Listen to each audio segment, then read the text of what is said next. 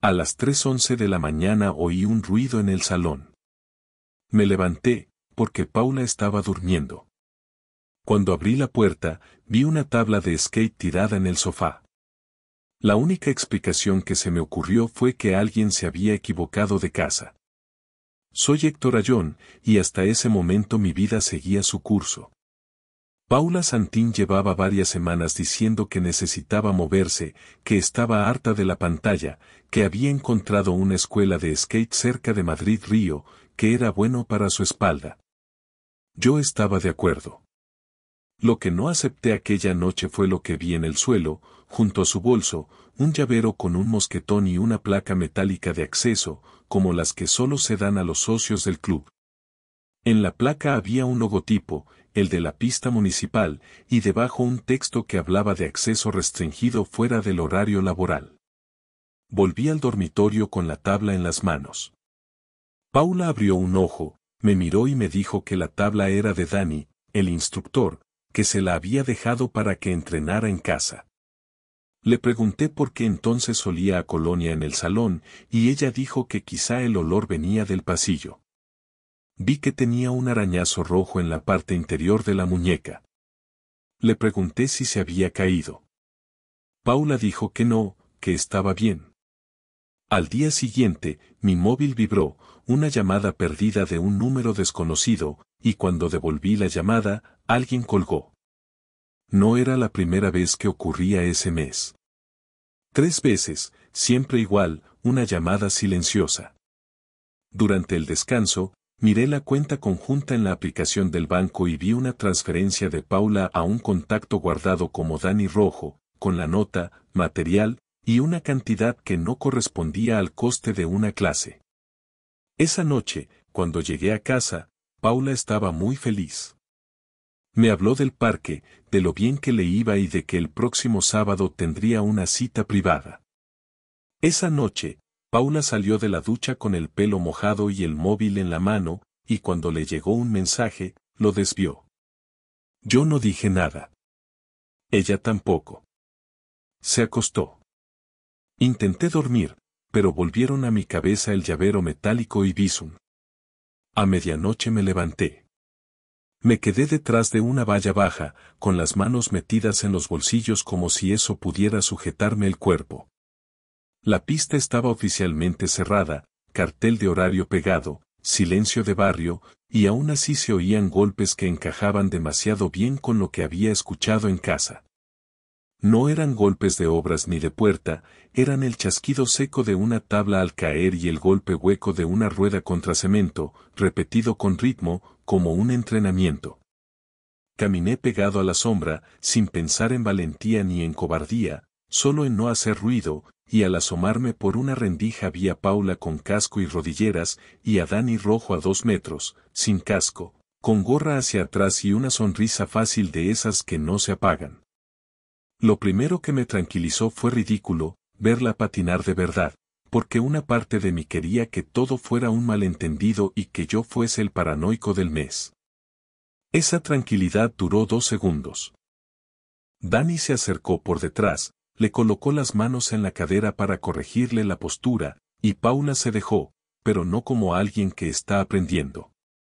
Se giró hacia él con una familiaridad que me dio un pinchazo en el pecho, y Dani le apartó un mechón de pelo mojado de la frente con un gesto lento, sin prisa, como si el sitio les perteneciera. Paula se rió, se apoyó en su hombro y le dijo algo que yo no oí.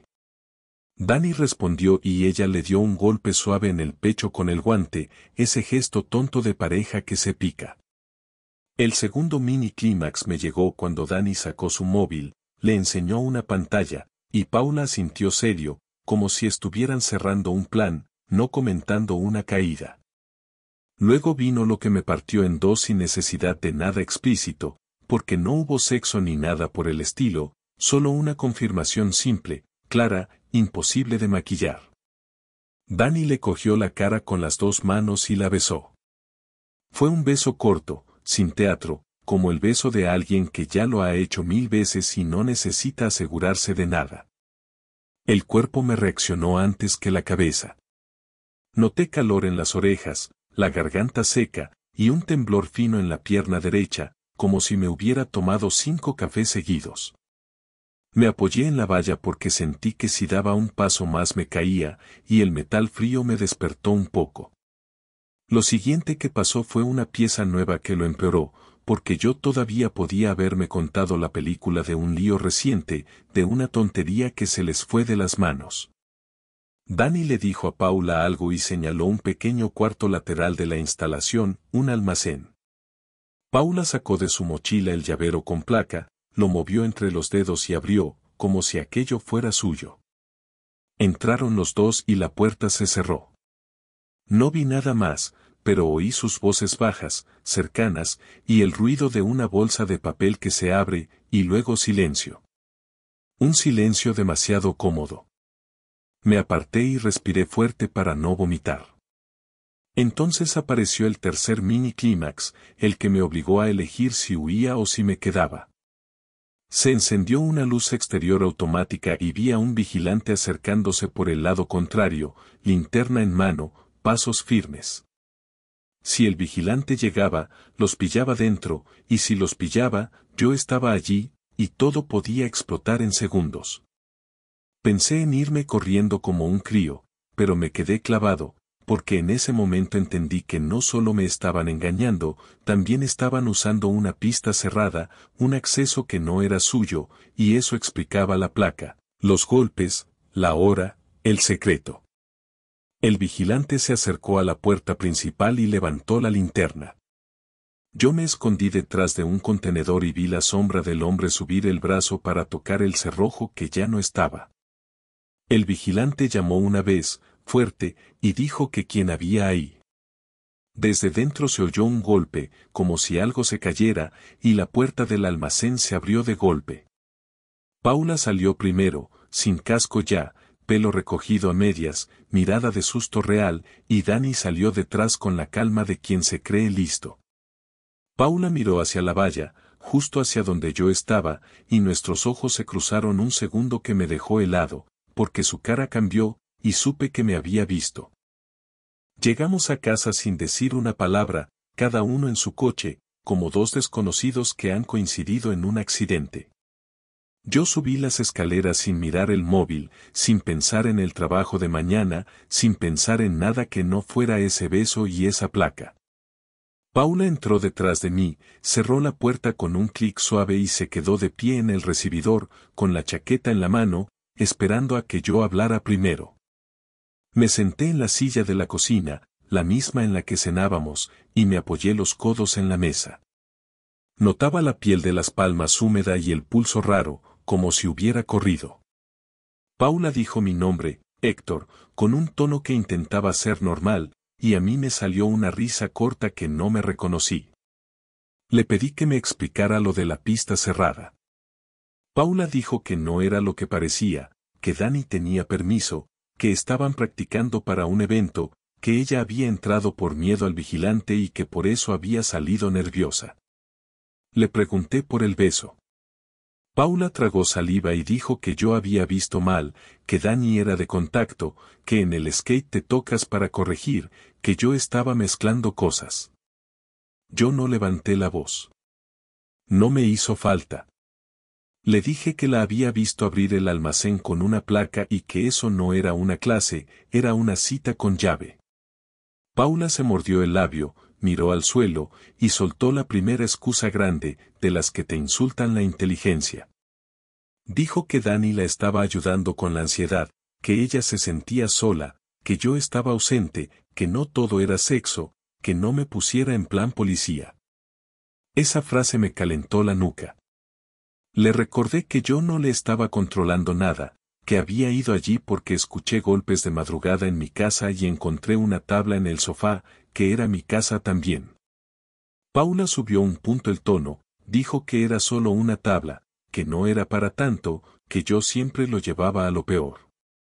Me levanté y fui al salón, cogí la tabla y la puse encima de la mesa como quien pone un arma, no por amenaza, sino para que deje de ser abstracto.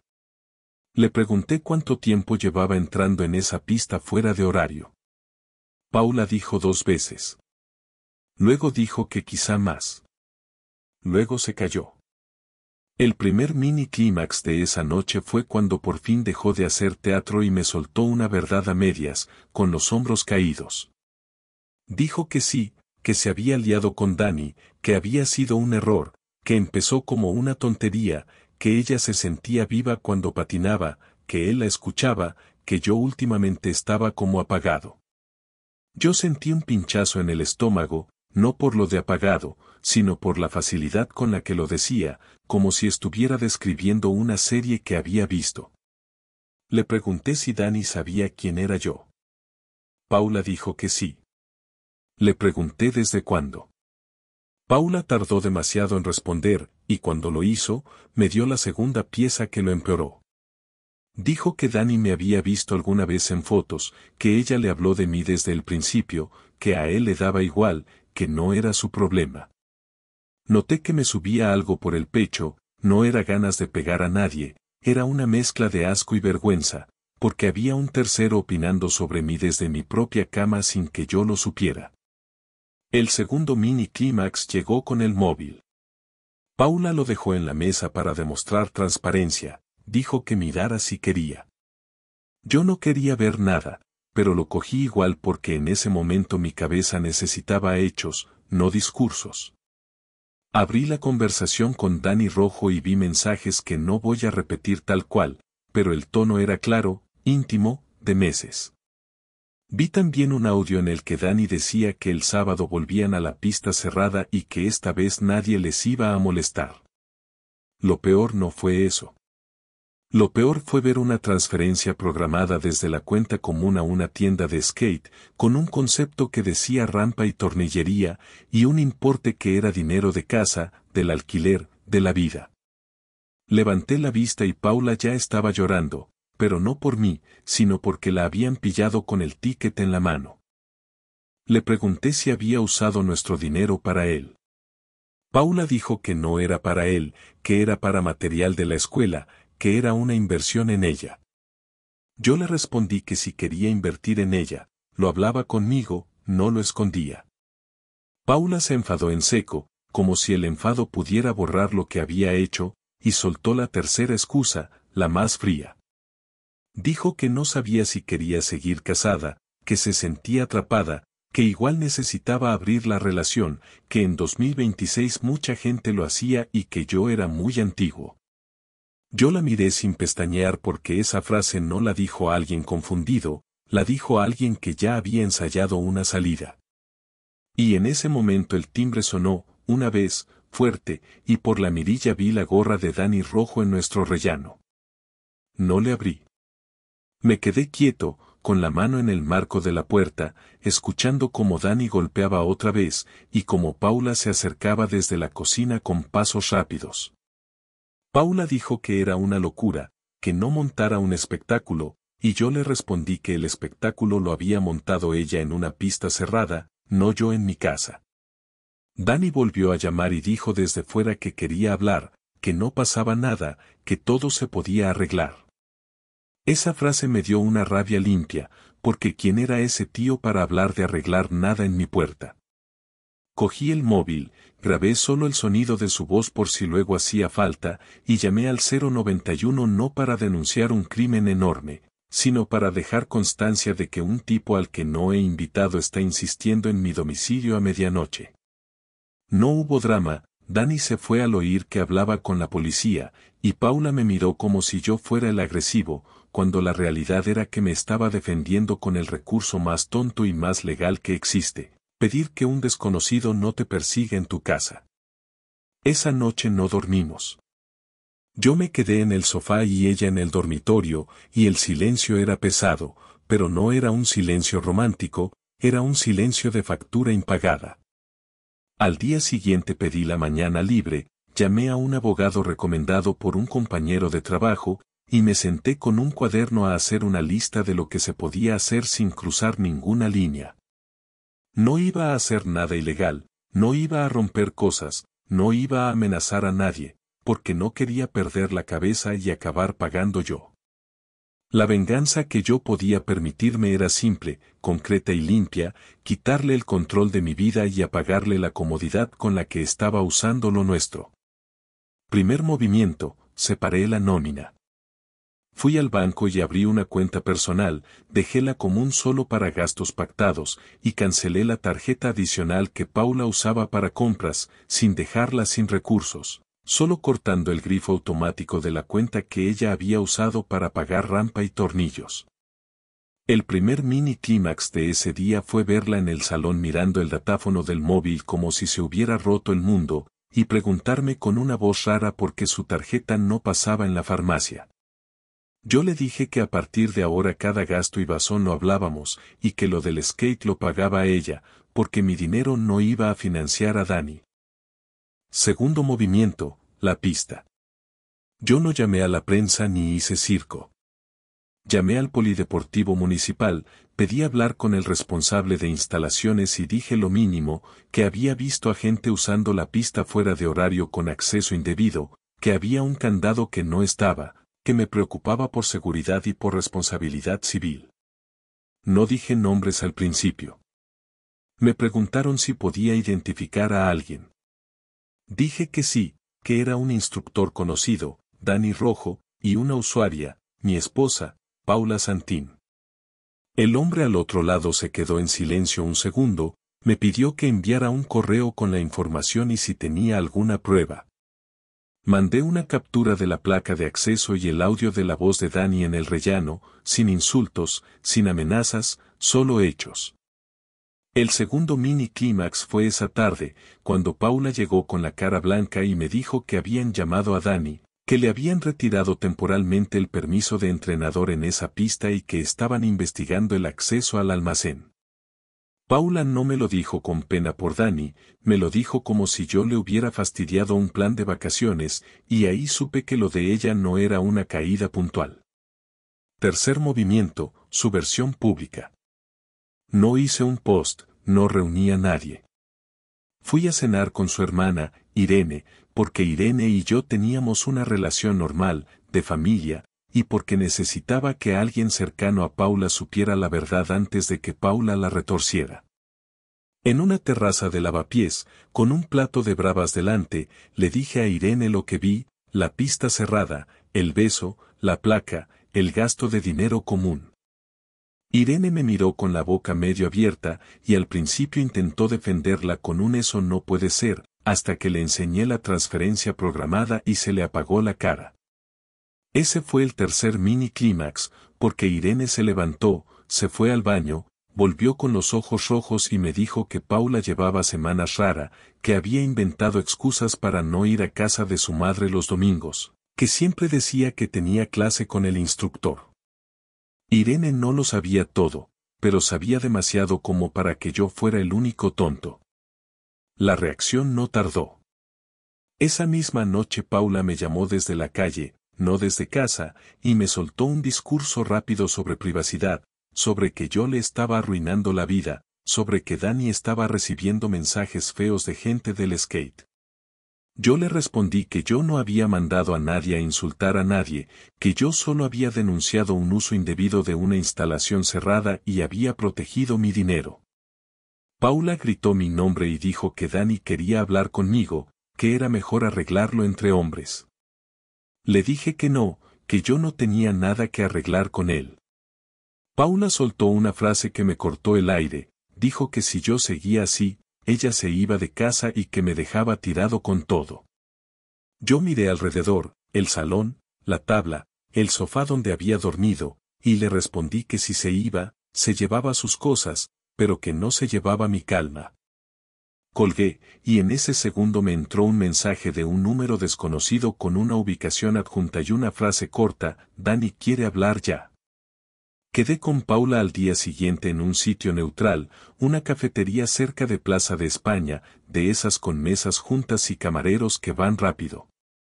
Yo llegué 10 minutos antes, me pedí un café solo, y me senté mirando a la puerta porque no quería sorpresas. Tenía la espalda rígida y las manos frías, como si mi cuerpo estuviera en modo alerta permanente. Cuando Paula entró, no venía sola. Venía con Irene, su hermana, que me hizo un gesto pequeño de no te preocupes, y venía también con una carpeta de plástico en la mano, como si hubiera traído papeles para negociar una compra. Paula se sentó, dejó la carpeta en la mesa y me miró con una cara que ya no era la de la noche anterior, era una cara más calculada, como si hubiera ensayado con alguien. Irene se quedó un poco apartada, pero presente, para que nadie se pasara de la raya. Paula empezó hablando rápido. Dijo que lo de Dani había sido una vía de escape, que se sentía vacía, que yo estaba en mis cosas, que ella se había enganchado a la sensación de hacer algo nuevo. Yo la escuché sin interrumpir, pero cada vez que decía se sentía vacía, yo pensaba en la transferencia de rampa y tornillos y en la llave de la pista, no en sentimientos abstractos. Cuando paró, le pregunté una cosa concreta: ¿cuántas veces? Paula me miró a los ojos y dijo que no quería entrar en detalles. Yo le respondí que sin detalles no había conversación, solo ruido. Irene respiró hondo y bajó la mirada. Paula apretó la carpeta, la abrió y sacó una hoja, era una propuesta escrita a mano, reparto de gastos, tiempos de convivencia, una especie de plan de separación sin llamarlo así. Ahí llegó el primer mini clímax de esa charla, porque no era una esposa arrepentida, era una persona preparando una salida mientras me decía que estaba confundida. Le pregunté quién la había ayudado a hacer eso. Paula dijo que una amiga del trabajo. Le pregunté si Dani estaba en la ecuación. Paula dijo que Dani no pintaba nada, que eso era cosa de ella. Yo le contesté que Dani sí pintaba, porque había venido a mi puerta, porque estaba usando una pista cerrada con ella, porque se estaba llevando nuestro dinero en forma de material, y porque ella me había planteado abrir la relación como si yo fuera un trámite. Paula se puso tensa, y me soltó el segundo mini clímax, una confesión que ya no era accidental. Dijo que Dani le había dicho que yo era un freno, que yo no la dejaba crecer, que si yo de verdad la quisiera, la dejaría vivir su vida y no me metería en la pista ni en sus clases. Yo me quedé quieto, con el café en la mano, sintiendo un calor feo en la garganta, porque eso significaba que ella no solo le contaba cosas, también lo dejaba opinar, y lo repetía. Yo le dije mi decisión sin levantarme, sin dramatizar. Le dije que iba a pedir el divorcio, que a partir de ese día cada cosa que tuviéramos en común se iba a tratar por vía legal o por acuerdo escrito, y que yo no iba a negociar con chantajes ni con discursos modernos de última hora. Paula se quedó con la boca entreabierta, y por primera vez pareció genuinamente asustada. Dijo que yo estaba exagerando, que podríamos hacer terapia, que no tiráramos 10 años por una tontería. Yo le respondí que no eran 10 años, era un mes de mentiras aceleradas, y que lo que me había roto no era solo el beso, era la facilidad con la que me miró a la cara y me dijo que yo veía mal. Irene intervino y le dijo a Paula que parara, que no podía pedirme que tragara con eso y encima me culpara. Paula se giró a su hermana con una mirada de odio puro y le soltó que Irene se estaba metiendo donde no la llamaban. Irene se levantó, dejó un billete en la mesa y dijo que no iba a seguir escuchando esa basura. Nos quedamos solos y ahí vino el tercer mini clímax, el más bajo y más humano. Paula bajó la voz, me tocó el antebrazo, y yo me aparté sin brusquedad, solo con un gesto claro. Paula dijo que tenía miedo, que se había pasado, que Dani no era nadie, que ella solo quería sentir algo, que últimamente en casa todo era rutina. Yo le dije que la rutina la construimos los dos, pero la traición la había decidido ella sola, y que yo no iba a quedarme en un matrimonio donde mi esposa guarda llaves ajenas, entra en sitios cerrados y me pide que acepte un tercero como si fuera un cambio de tarifa. Paula se quedó callada un rato, y luego soltó una última bomba, como intentando recuperar control. Dijo que si yo iba por lo legal, ella también iba a contar cosas, que yo no era perfecto, que yo había mirado a otras, que yo también tenía culpa. Yo asentí y le dije que contara lo que quisiera, que yo no iba a inventarme un cuento para parecer bueno, que yo solo iba a protegerme con hechos. Cuando me levanté para irme, Paula abrió la carpeta otra vez y sacó una llave, la misma placa metálica de acceso, y la dejó encima de la mesa como si fuera un trofeo. Me dijo que eso no era de Dani, que se la había dado a alguien de dentro, y que si yo seguía tocando la pista, podía meterse en un lío peor. Me fui sin responder, con el ruido del bar en la cabeza y el cuerpo temblando por dentro. Al salir a la calle miré el móvil y vi una notificación del banco, la transferencia de rampa y tornillería se había ejecutado esa mañana. Esa tarde fui directo al abogado con la notificación abierta en pantalla. No porque el dinero fuera lo más importante, sino porque era la prueba final de que Paula no había frenado nada, ni siquiera después de verme en la pista y después de la conversación en la cafetería. El proceso fue menos cinematográfico de lo que la gente cree, más papeles, más llamadas, más listas, y una sensación constante de estar haciendo tareas mientras por dentro tienes una piedra. Volví a casa, recogí mis cosas básicas y me fui unos días a casa de un amigo en Vallecas, sin dramas, sin gritos, solo con una mochila y el portátil. Paula me escribió mensajes mezclando enfado y disculpas, y yo respondí solo lo necesario, por escrito, sin entrar a discutir. A Dani no le respondí nunca. El polideportivo me confirmó por correo que habían cambiado cerraduras del almacén y que habían abierto un expediente por acceso fuera de horario, y ahí se acabó mi parte, porque yo no necesitaba castigar a nadie más, necesitaba que mi vida dejara de girar alrededor de esa pista. En menos de un mes todo se desmontó. Lo que yo creía que era un hobby saludable era una doble vida con llaves, excusas y dinero común moviéndose sin permiso. Lo que yo creía que era una crisis de pareja era un plan ensayado, con frases modernas para justificar lo que ya estaba hecho y con papeles preparados antes de decirme la verdad. Y lo más raro es que el dolor no vino en una ola gigante, vino en momentos pequeños, en detalles, como entrar en casa y ver que faltaban sus zapatillas, o abrir el armario y notar que su perfume ya no estaba, o escuchar de madrugada un golpe en la calle y que mi cuerpo se activara como si fuera otra vez la pista cerrada. Firmamos un acuerdo temporal de convivencia y reparto de gastos mientras se tramitaba todo, y yo me quedé con la calma de haber actuado sin cruzar líneas. No hice nada ilegal, no humillé a nadie en redes, no fui por ahí buscando pelea, y eso, aunque suene frío, me ayudó a no odiarme a mí mismo. La última vez que vi a Paula fue en el portal, cuando fui a recoger el resto de mis cosas. Ella tenía los ojos hinchados, pero la postura firme, como si quisiera parecer fuerte. Me dijo que Dani se había ido a otra ciudad por un trabajo y que ella se había quedado sola con el marrón. Yo la miré y le dije que eso ya no era mi marrón. Paula me preguntó si de verdad no quedaba nada. Yo le respondí que quedaba algo, quedaba la memoria de cómo me miró a la cara y me dijo que yo veía mal, y eso era lo único que no podía arreglar ni una terapia ni una disculpa. Ahora estoy en un piso pequeño, con un sofá que no conoce mentiras y con un silencio que al principio asusta y luego te deja respirar.